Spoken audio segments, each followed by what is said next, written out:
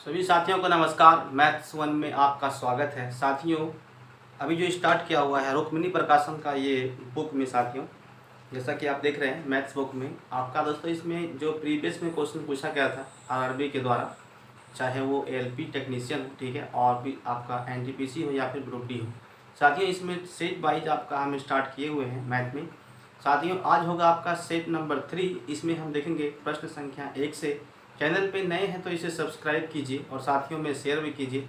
साथियों देखिए आज के पहले प्रश्न में क्या कहता है, इसे समझते हैं। साथियों इसमें लिखा गया है प्रश्न संख्या 1 में देखिए, और कृपया वीडियो को लाइक कीजिए और चैनल को सब्सक्राइब भी कीजिए। देखिए कहता है साथियों, सबसे पहले लिखा गया है 4x का स्क्वायर है और प्लस आपके सामने है 7x और ये आपका लिखा 21 बराबर 0, ठीक है।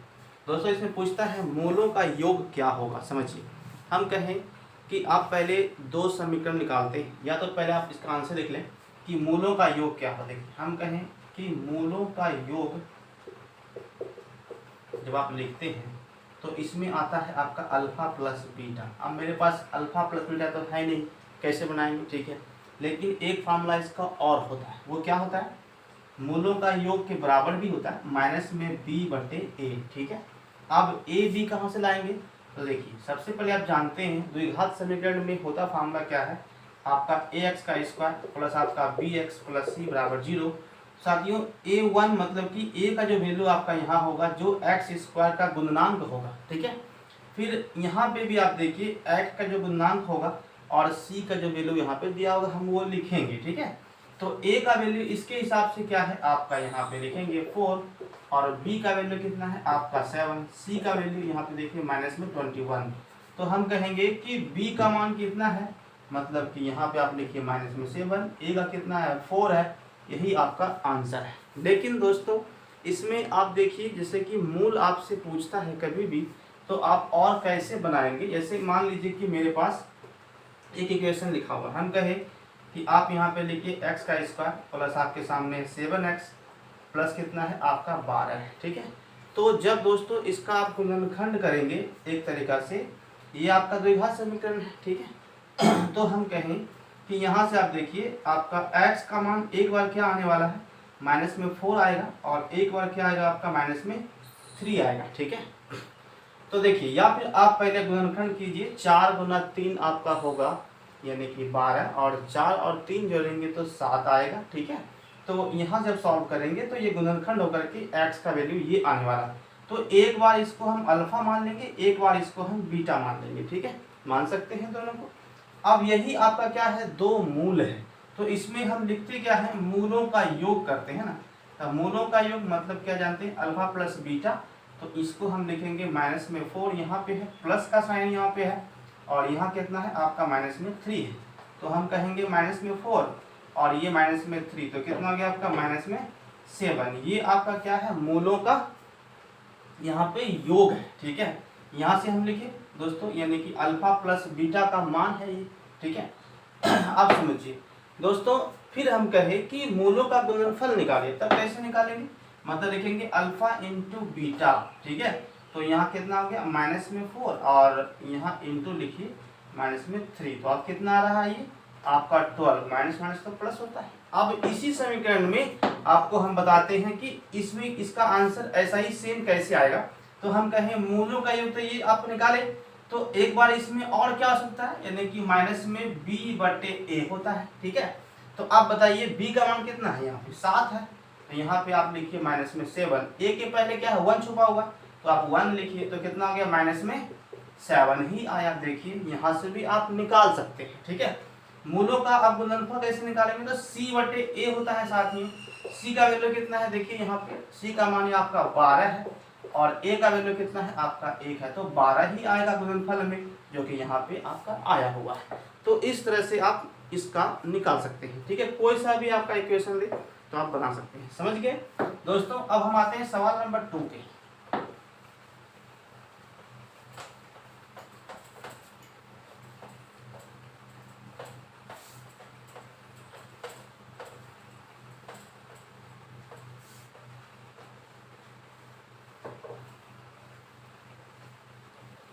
देखिए सवाल नंबर 2 में साथियों लिखा हुआ है,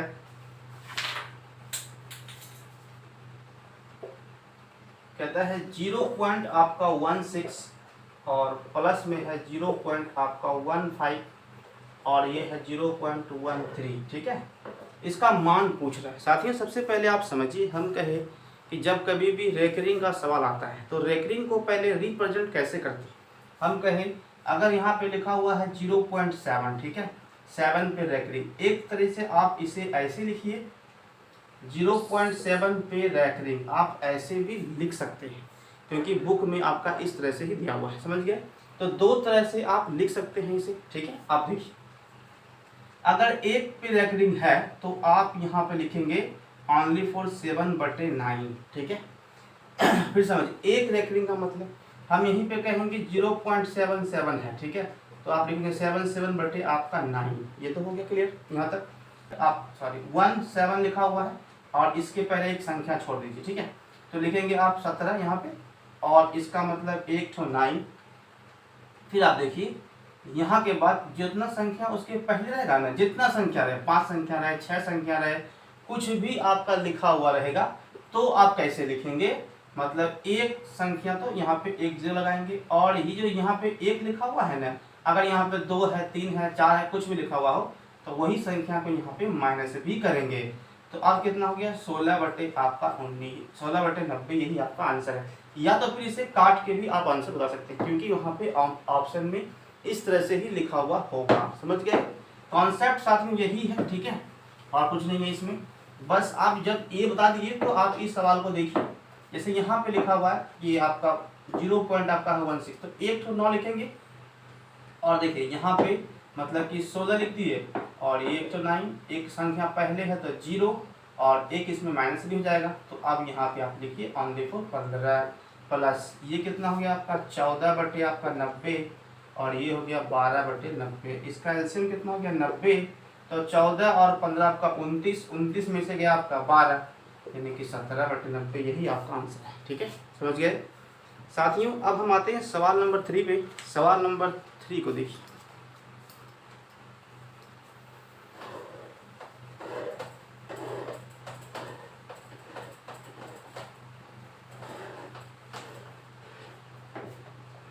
कहता है कि 3 वर्ष पहले एक पिता की आयु पुत्र की आयु की जो है ना 6 गुनी है। पहले समझिए साथियों 6 साल पहले, हम कहे अभी यहाँ पे देखिए ये अभी आपका वर्तमान है, प्रेजेंट एज है, तो आप यहाँ पे दर्शाइए इसको। ठीक है, और ये अभी यहाँ पे हम लिखेंगे पिता एंड पुत्र। ये साथियों बाद होगा और ये क्या होगा आपका पूर्व होगा। ठीक है, स्ट्रक्चर को समझिए ध्यान से, देखिए कहता है कि 6 साल पहले एक जो है ना 6 साल पूर्व, तो यहाँ पे आप लिखिए 6 वर्ष पूर्व में एक पिता की आयु और एक पुत्र की आयु की 6 गुनी है। अगर ये साथियों आपका 1 है तो ये कितना होगा आपका 6 होगा। इसे रेशियो में ही हम ले लिए डायरेक्ट में कन्वर्ट करके। ठीक है आप समझिए, फिर आगे कहता है 3 वर्ष के बाद साथियों, 3 वर्ष बाद यहाँ से हुआ, मतलब जो प्रेजेंट में 3 वर्ष के बाद जो हुआ होगा, प्रेजेंट में क्या है अभी पता नहीं है, लेकिन इसके बाद ही ना हुआ होगा। तो 3 वर्ष के बाद बोलता है कि पिता की आयु पुत्र की आयु की 3 गुनी है। तो ये अभी यहाँ पे 1 है और यहाँ पे कितना है आपका 3 है, तो रेशियो में हम ले लिए। अब आप देखिए यहाँ से कि रेशियो में यहाँ पे 5 का डिफरेंस है, यहाँ पे आपका 2 का डिफरेंस है, ये दोनों अभी बराबर नहीं है। ठीक है, इसे बराबर करने के साथ यहाँ पे गुना करना होगा आपको 5 से, तो ये अभी आपका 10 हो गया, ये भी आपका 10 हो गया है। क्लियर, तो अब हम क्या करेंगे, जब जिससे आप गुना किए हैं पहले वहाँ गुना कर लीजिए। इसमें भी ये कितना है भाई साहब आपका 12 है और ये कितना हो गया आपका 2 हो गया। अब देखिए यहाँ से समझिए, मतलब कि 5 दिया आपका 15 हो गया और ये कितना हो गया आपका 5 हो गया, हाँ या ना साथियों। अब आप बताइए हमें सबसे पहले कि रेशियो में कितना का डिफरेंस यहाँ पड़ रहा है। अभी आपका यहाँ पे 10 का डिफरेंस हो रहा है, यहाँ भी आप देखिए 10 का डिफरेंस हो रहा है, लेकिन साल में जो डिफरेंसेस आया है 12 से 15 यानी कि 3, यहाँ भी 3, तो 3 का अंतर पड़ा है, लेकिन 6 और 3 9 साल में 3 तिहाई 9, हाँ या ना, यही होगा। फिर साथियों आपसे पूछा है क्या बताइए तो पूछा है पुत्र की आयु क्या है। 3 से पहले आप यहाँ पे गुना कीजिए, कितना के 12 तिया 36, ठीक है। 36 हुआ 6 साल पहले, अभी कितना होगा भैया, तो 42 साल हो जाएगा। अब यहाँ देखिए 3 गुना 6 हो गया, यानी 6 साल पहले 6 साल पुत्र का, और 6 इसमें जोड़ दीजिए, यानी कि 12 साल होगा वर्तमान आयु। यही आपका आंसर है, ठीक है साथियों। Option number A is the right. अब देखिए सवाल नंबर हम आते हैं 4 पे, इसे भी समझिए। ये 3 नंबर था।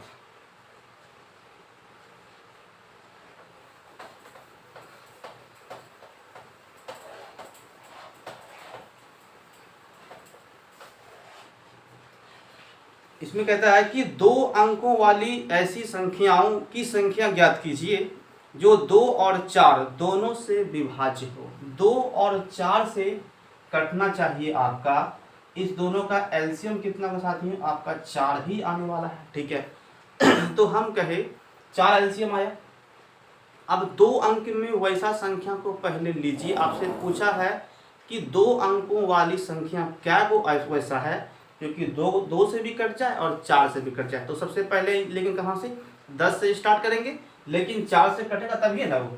तो सबसे पहले लेंगे हम 12 को, हाँ या ना, हो गया। फिर आप लीजिए 16 को, ठीक है। इस तरह से चलिए लास्ट में कितना साथियों आपका होता क्या है, 99 तक। लेकिन 4 से कौन कटेगा, तो कटेगा आपका 96, यही होगा। यहाँ तक आपको कर लेना है।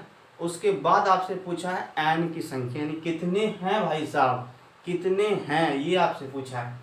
तो आप जानते हैं कि टी एन बराबर क्या होता है, a plus n minus 1 into d. ये टी एन अंतिम पद कितना है आपका 96 है। a का मान 12 हो गया, n का वैल्यू तो निकालना ही है। d का मान कॉमन डिफरेंस क्या होगा, सेकेंड टर्म में घटाइए फर्स्ट टर्म, क्योंकि अब ये चल रहा है समांतर श्रेणी में, ठीक है। ये 4 हो गया दोस्तों, ये 12 और प्लस में यहाँ पे लिखिए 4n माइनस 4, ये 8 हो गया, यहाँ घट जाएगा। तो 96 में से गया 8 और यहाँ पे हो गया 4n, तो यहाँ पे आप लिखिए 88 और ये तो आप कटेगा 22 मरते में। यही आपका आंसर है, ठीक है साथियों, समझ गए। साथियों यदि वीडियो पसंद आ रहा हो तो कृपया एक बार लाइक कीजिए और साथियों में खूब सारा शेयर भी कीजिए। सवाल नंबर देखिए 4 को, सॉरी 4 हो ही गया, 5 नंबर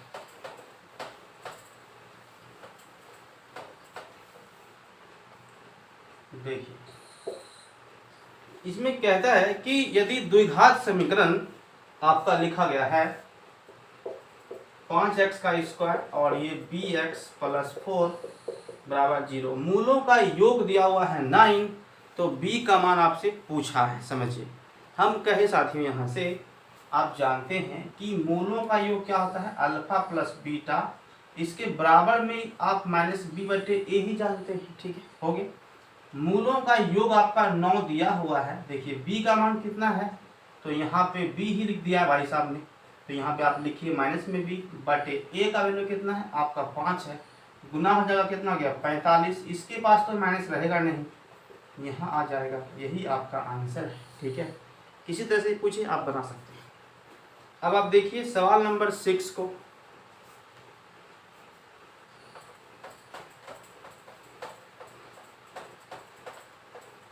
देखिए सवाल नंबर 6 साथियों कहता है कि यदि x बराबर 2 होने पर 5x, पहले लिखता है 5x,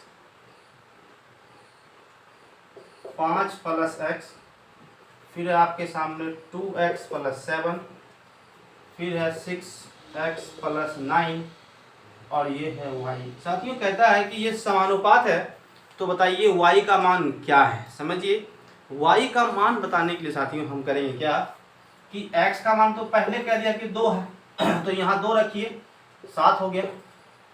ये कितना हो गया आपका 4, तो 11, और ये आपका हो गया यानी कि 12, 8 20 1 21, और यहाँ पे आप देखिए y, हाँ ये ना साथियों, ये कहा समानुपात है, मतलब ये अनुपात समानुपात अनुपात। तो यहाँ से आप एक चीज गौर कीजिए, 11 से 7 हो गया तो 21, तो पहले कितना हुआ होगा, यही चेक करना है।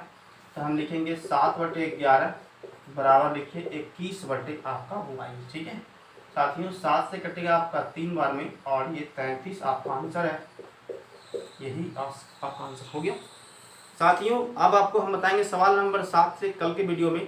साथियों चैनल पे नए हैं तो इसे सब्सक्राइब कीजिए और साथियों में शेयर भी कीजिए, वीडियो लंबा ना हो इस कारण। साथियों अभी सवाल बहुत है इसमें, ठीक है, क्योंकि सेट नंबर 2 जो बताए हैं 1 बताए हैं आपको छोटे छोटे वीडियो के माध्यम से बताते गए, ठीक है। तो कल के वीडियो में मिलते हैं, जब तक के लिए थैंक यू एंड जय हिंद।